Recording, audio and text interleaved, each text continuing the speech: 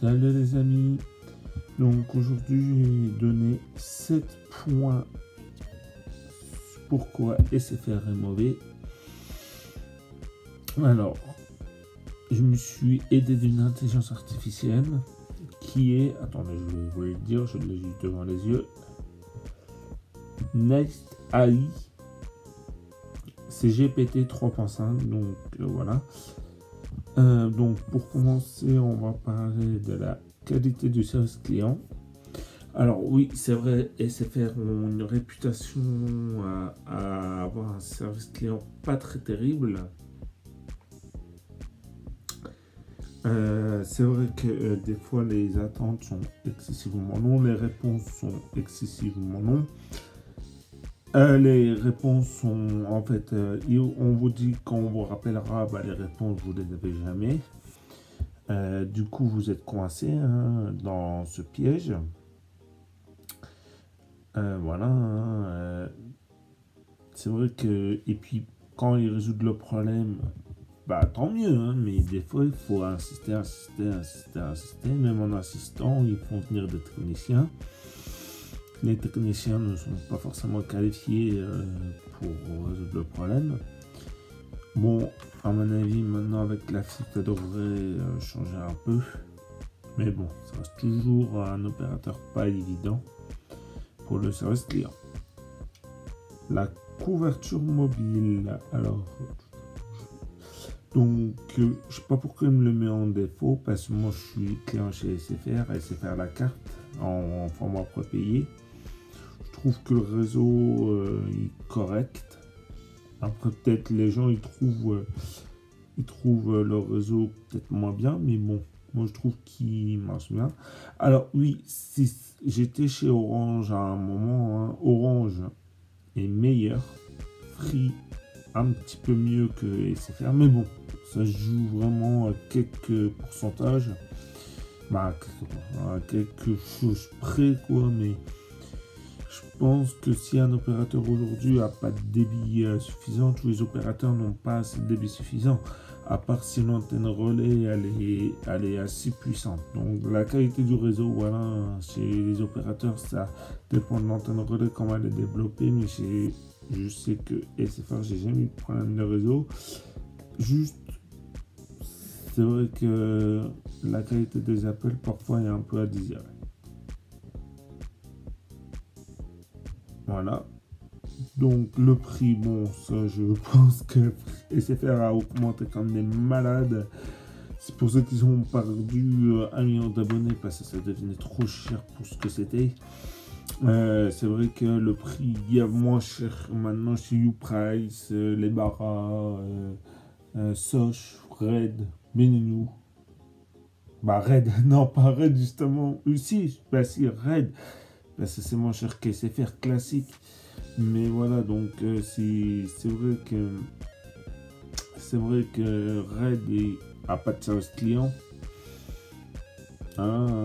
C'est le prix. Si vous voulez un service client, il faut payer le prix fort. Si vous voulez pas payer, si vous voulez pas payer si vous voulez un service client, il faut payer plus cher. Et si vous voulez pas de service client, vous payez moins cher. Mais après, quand vous avez des emmerdes, voilà. Alors la facturation.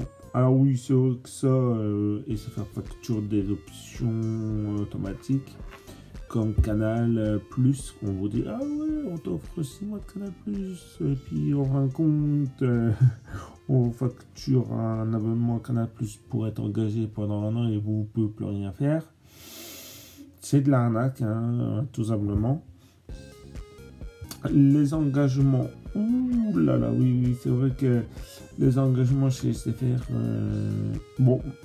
qui est faux aujourd'hui parce que maintenant SFR propose toujours des offres avec et sans engagement. Mais il faut savoir que les engagements quasi chez tous les opérateurs sauf Free et les low cost des opérateurs historiques. Alors, les délais d'activation, certains clients ont signalé des délais d'activation longs pour leur nouvelle ligne et service.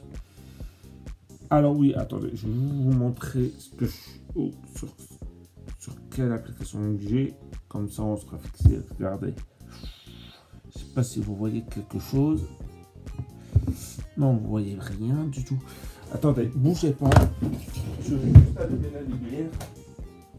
Peut-être avec le contre-jour, ça marche. Bah, la lumière. Hop. Regardez, hop. J'ai accès à tout plein de trucs. Non, non. Attendez, je vais essayer de baisser la luminosité. Ah, c'est déjà mieux. Voilà, c'est cette appli-là que j'utilise. Non, ça va pas mieux. Ah ouais, non, bon, dommage. Dommage, je voulais vous montrer un peu à quoi ça ressemblait. Je vous ferai une vidéo dessus parce que je trouve qu'il est vachement bien. Donc oui, les délais d'activation. Oui, c'est vrai que des fois, SFR a un petit peu du mal avec ça.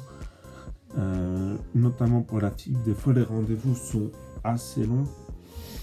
Mais bon, voilà. Les problèmes techniques. Ouh là là, les problèmes techniques chez SFR, c'est comme la couverture mobile. Et c'est pour le fixe. Oh là là, je connais des gens qui ont été chez SFR, sont fait avoir. Voilà, ils sont fait littéralement avoir. Voilà. Donc, voilà.